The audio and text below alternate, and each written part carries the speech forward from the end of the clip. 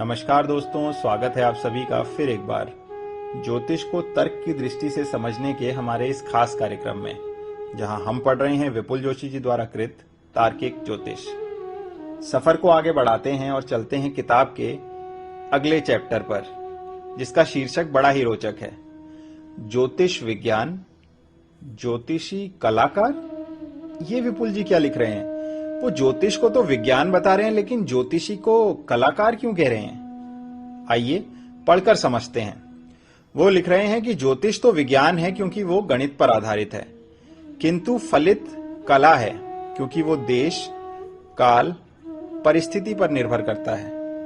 देखिए, देश, काल, परिस्थिति हर किसी व्यक्ति के लिए अलग अलग है, तो इसके आधार पर फलित करना कला की तरह है, लेकिन नियम वही है।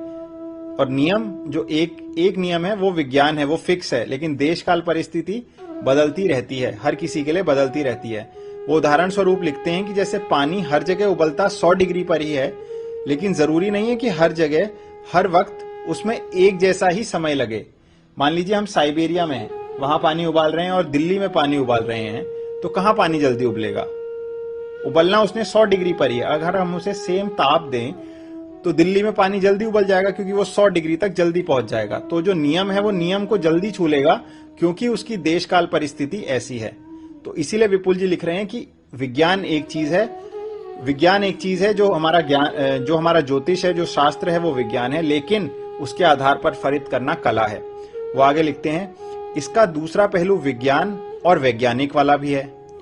जिस ज्योतिषी के पास आप गए हैं उसको ज्योतिष का कितना ज्ञान है, यह भी एक महत्वपूर्ण सवाल है। देखिए, वैज्ञानिक गलत हो सकता है, विज्ञान कभी गलत नहीं होता। इस समय जो ब्रह्मांड में ग्रहों की स्थिति है वही कुंडली में उतरती है, लेकिन फलादेश बहुत सी बातों पर निर्भर करता है। जब पूर्णिमा होती है तो सूर्य और चंद्र अपने से 7 घर दूर होते हैं। जब अमावस्या आती है उस दिन साथ आ जाते हैं। इससे ज्यादा क्या विज्ञान हो सकता है? दीपावली के दिन सूर्य चंद्र साथ में हैं या नहीं, ये देखिए, क्योंकि दीपावली अमावस्या के दिन ही होती है और होली हमेशा पूर्णिमा के दिन। तो 100 साल पहले की भी होली देखने पर आप पाएंगे उस दिन सूर्य और चंद्रमा 7 घर दूर होंगे। बाकी जिसे सिर्फ कुतर्क ही करने हैं तो उसे आपकी बात सही है, सब झूठ है बोलकर आगे बढ़ जाइए। एक रोचक बात बताता चलूं, उस व्यक्ति के हाथ में भाग्य रेखा यानी आस्था रेखा नहीं होगी तो बहुत धुंधली सी, जो कुतर्क कर रहा है उसके बारे में विपुल जी लिख रहे हैं। और वो कहते हैं कि अगर कहीं से उसकी कुंडली मिली तो आप पाएंगे उस कुंडली में बुध और शनि, चंद्रमा और राहु, इनकी युतियां या संबंध हो सकते हैं। तो आप समझ रहे हैं कि कई बार हम क्या करते हैं, हम गलत वैज्ञानिक मिलने के कारण विज्ञान को ही बोल देते हैं कि वो विज्ञान गलत है। लेकिन क्या ऐसा है? शायद जिससे हम मिल रहे हैं उसको उस विषय के बारे में पूरा ज्ञान है नहीं, और हम ये समझ बैठते हैं कि शायद ये विद्या ही गलत है। ये ऐसा है, मान लीजिए हम कोई एक चीज किसी एक डॉक्टर के पास गए और डॉक्टर ने हमें गलत दवा दी और हम कहने लगे कि एलोपैथी ही बेकार चीज है। पर क्या ऐसा है? यही सवाल विपुल जी हमारे साथ छोड़े जा रहे हैं।